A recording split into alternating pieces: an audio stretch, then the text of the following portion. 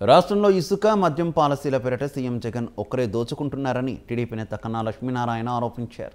ఇసుక ఆదాయం సీఎం జగన్కు నేరుగా చేరుతుందని కన్నా ఆరోపించారు. ముఖ్యమంత్రి ఒక్కరే డబ్బులు సంపాదిస్తున్నారని కడుపు మండిన ఎమ్మెల్యేలు ఇక ఎన్జీటీలో కేసు వేయించారని, ఫలితంగా పర్యావరణానికి విఘాతం కలిగించారని 450 కోట్ల రూపాయల ఫైన్ విధించారని కన్నా విమర్శించారు. ముఖ్యమంత్రి దోపిడీ ధనదాహానికి అంతు లేకుండా పోయిందన్నటువంటి దానికి గొప్ప నిదర్శనం అంటే చాలా ఉన్నాయి.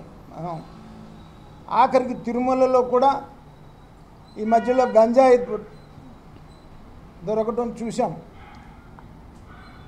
ఈ రకమైనటువంటి ముఖ్యమంత్రిని నాకు 50 సంవత్సరాల రాజకీయ జీవిత అనుభవం ఉంది.